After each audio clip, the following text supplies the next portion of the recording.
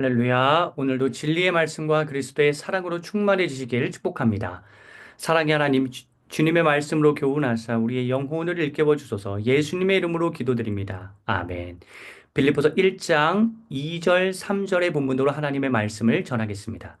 하나님 우리 아버지와 주 예수 그리스도로부터 은혜와 평강이 너희에게 있을지어다. 내가 너희를 생각할 때마다 나의 하나님께 감사하며. 아멘. 한 사람의 루틴, 즉 습관적으로 반복하는 일을 보면 그 사람의 됨됨이를 알 수 있습니다. 어떤 사람인지 대략 짐작이 갑니다. 주로 하는 말에도 그것이 나타나죠. 저의 경우 영상 촬영할 때 서두에서 진리의 말씀과 그리스도의 사랑을 언급합니다. 진리와 사랑을 중요하게 여기기 때문에 이러한 표현을 쓰겠죠. 그렇다면 바울 서신에 나타나는 바울의 루틴, 즉 반복해서 쓰는 표현이 바로 바울의 신앙이자 신앙 고백이라고 할 수 있는데 그 대표적인 세 가지가 무엇이냐면 바로 은혜, 평강, 그리고 감사입니다. 바울은 예외 없이 모든 바울 서신에서 편지 시작을 은혜와 평강으로 합니다. 디모데 전후서에서 긍휼이 추가되어 은혜와 긍휼과 평강으로 나오는데 아무튼 긍휼이 추가된 것이지 은혜와 평강은 다 들어가 있는 셈이죠. 바울 서신의 또 다른 특징은 감사의 기도가 꼭 들어간다는 점입니다. 두 군데는 없습니다. 갈라디아서와 디도서. 이는 바울이 감사를 잃어버렸기 때문이 아니라 편지의 특성상 이유가 있었기 때문입니다. 갈라디아서는 긴급하게 복음의 중요성을 설파해야 했기 때문에 은혜와 평강만 언급하고 나서 바로 본론으로 들어갑니다. 디도서 역시 그레데 섬에서 사역하는 디도에게 중대한 문제가 발생했기 때문에 인사만 하고 나서 바로 본론으로 들어갑니다. 따라서 상황의 특성 때문에 그렇지 바울은 언제나 이 감사의 자세, 감사의 태도를 지니고 있었습니다. 바울의 이러한 좋은 신앙의 습관, 은혜와 평강과 감사를 본받기 위해서 우리는 좀 더 자세하게 각각을 살펴보겠습니다. 첫째, 은혜입니다. 은혜를 문자적으로 이해하면 아낌없이 주는 선물이라고 생각하시면 됩니다. 사랑하는 사람에게 마음껏 퍼주는 마음의 표현입니다. 제 예를 좀 간단하게 들자면, 제가 친척과 식사할 때 의문스러웠던 점이 있습니다. 그건 제가 양껏 먹을 때까지 기다리셨다가 식사를 하시는 겁니다. 제가 양가에서 다 첫째라 조부모의 사랑도 많이 받고, 그, 고모, 삼촌, 내 사랑도 상당히 많이 받았는데, 한 번은 외할머니와 식사하는 자리였습니다. 단둘이 식사를 했는데, 불고기를 제가 먹고 있는데, 할머니는 잘 안 들으시길래, 아, 다 드신 건가라고 생각하고 제가 열심히 엄청나게 먹었습니다.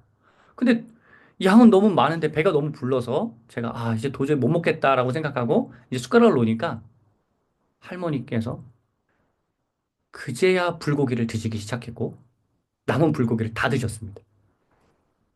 큰 고모와 식사할 때도 마찬가지였습니다. 식사를 하는데 저와 비슷하게 드시는 것처럼 하시더니 제가 원하는 잠깐 반찬 마음껏 먹도록 해주시고 제가 다 먹으니 숟가락을 놓으니 그제야 남은 음식으로 식사를 편하게 하셨습니다. 저는 사실 그때 어렸고 결혼도 하지 않았기에 아니 같이 드시면 되는데 굳이 왜 그러시지라고 생각을 했거든요. 근데 제가 결혼을 하고 아이가 생겨서 아이를 키우니까 저도 똑같이 그렇게 하더라고요. 전 이것들을 보면서 아, 사랑이란 이런 거구나. 은혜란 이런 거구나. 라는 생각이 들었습니다. 자녀가 잘 되기를 바라는 마음에 아낌없이 자녀에게 베푸는 그 마음이 바로 은혜이겠죠. 바울에게 그리고 우리에게 가장 큰 은혜는 무엇인가요? 그건 바로 자녀인 우리에게 예수 그리스도를 이 땅에 보내주신 사건일 것입니다. 그래서 에베소서 2장 8절에는 이렇게 기록되어져 있습니다. 너희는 그 은혜에 의하여 믿음으로 말미암아 구원을 받았으니 이것이 너희에게서 난 것이 아니요 하나님의 선물이라. 예수님의 십자가 사랑을 우리는 값없이 선물로 받았습니다. 그것이 은혜이죠. 그 은혜에 대한 감격을 바울은 늘 지니고 살았습니다. 둘째, 평강입니다. 평강을 심리학적 용어로 취한한다면 정서적 안정감이라고 할 수 있으며 영성학적으로는 영혼의 안식이라고 할 수 있습니다. 여러분, 마음과 영혼의 건강이 중요하죠. 그로부터 그것이 마음과 영혼이 건강하지 않으면 문제가 계속 양산되죠. 그러니까 바울은 평강, 즉 우리의 마음과 영혼이 건강한 상태를 매우 중요하게 여겼던 것입니다. 따지고 보면 평강은 은혜로 인한 결과물이라고 할 수 있습니다. 우리가 은혜를 깨달으면 깨달을수록 우리의 마음에 평강이 생기는 것이죠. 그래서 바울은 단 한 번도 은혜와 평강의 순서를 바꾼 적이 없습니다. 평강과 은혜라고 한 적이 없어요. 은혜와 평강이라고 늘 합니다. 왜냐하면 은혜가 선행되어야지만 우리가 평강을 누릴 수 있기 때문입니다. 그러므로 이 은혜와 평강은 은혜로 인한 평강으로 표현하면 더 정확합니다. 평강을 이 빌립보서의 관점으로 해서 다르게 해석한다면 모든 기도의 응답이라고 할 수 있습니다. 유명한 말씀 빌립보서 4장 6절 7절에 보면 우리가 기도할 때 평강의 하나님이 그 기도를 들어주신다고 나오죠. 내가 하는 모든 고민을 하나님께 아뢰을 때 하나님이 응답하시면 우리의 마음에 평강이 생깁니다. 그런데 그것이 뭐 그걸 들어주시건 응답하시건 응답하지 않으시건 사실 우리에게 기도할 수 있는 자격이 주어졌다는 것 자체가 은혜이죠. 사실 뭘 바라는 것도 우리에게는 사실 과분한 은혜입니다. 죽어야 마땅한 존재인 우리에게 생명을 줬기 때문에 그것으로 충분하잖아요, 사실. 죽은 목숨을 살려주셨기 때문에 더 무엇을 바란다는 것은 있을 수 없는데, 하나님께서는 우리가 그렇게 바라도록, 기도하도록 그 기회를 주셨기 때문에 얼마나 참 감사한지 모르겠습니다. 그러한 은혜가 주어졌기 때문에 마음껏 하나님께 기도할 수 있는 자리가 주어졌기 때문에 우리의 마음에는 자연스럽게 평강이 생겨나고 평강이 임하는 것입니다. 세 번째 바울의 좋은 신앙 습관은 감사입니다. 여러분, 감사는 제가 아까도 평강 바랄 수 있도록 해주셔서 그런 은혜를 베푸셔서 얼마나 감사한지 모르겠습니다라고 했잖아요. 그것처럼 감사는 사실 은혜와 평강의 보답으로 인간이 하나님께 돌릴 수 있는 형태인 겁니다. 그렇죠? 하나님 제게 은혜 베풀어 주셔서 감사합니다. 제 마음에 평강을 주셔서 감사합니다. 라고 하면서 내게 베풀어 주신 은혜와 평강으로 인하여서 우리는 하나님께 감사와 영광을 올려드리는 것이죠. 그러니까 은혜와 평강이 하늘에서부터 우리에게로 아래로 떨어지는 것이라면 감사는 아래에서 하늘로 올리는 개념이라고 할 수 있습니다.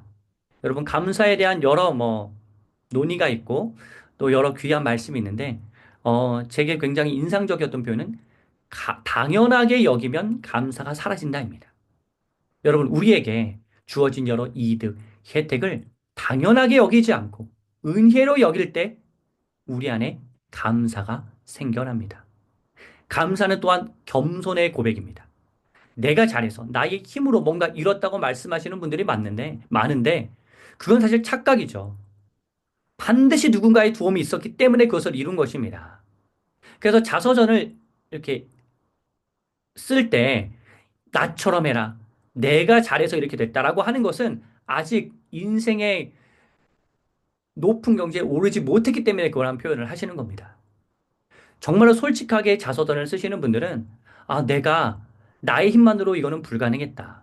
누군가 도와줬다. 혹은 운이 작용해서 그랬다. 이런 표현을 하십니다.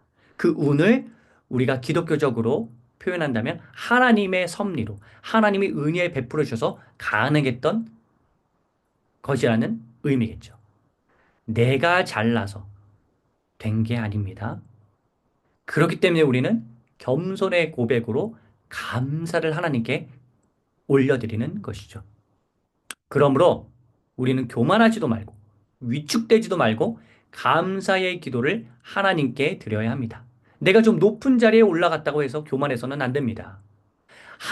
모두 다 하나님의 은혜라고 생각하고 감사의 기도를 드려야 합니다. 반면에 현재 좀 낮은 자리에 있다고 해도 위축되지 마시고 하나님께 이 자리도 정말로 감사하다고 여기면서 하루하루 충실하게 산다면 언젠가 반드시 도약할 수 있는 그러한 놀라운 변화도 하나님께서 일으켜 주실 것입니다. 사랑하는 성도 여러분, 바울은 나의 평강은 하나님의 은혜로 말미암았고 그렇기 때문에 감사의 기도를 올릴 수밖에 없다는 고백이 몸에 배어 있습니다. 우리에게도 이러한 고백이 필요합니다. 나는 모든 것을 거저받았다고 여기는 은혜의 마음이 있나요? 은혜가 충만하여서 주어지는 평강이 있나요? 그로 인해 감사의 고백을 하나님께 드리고 있나요? 바울의 좋은 신앙의 습관, 은혜, 평강, 감사, 이 세 가지를 본받는 삶 사시기를 축복합니다. 기도하겠습니다. 사랑의 하나님, 은혜와 평강과 감사의 삶을 살도록 우리를 인도하여 주소서. 예수님의 이름으로 간절히 기도드립니다. 아멘.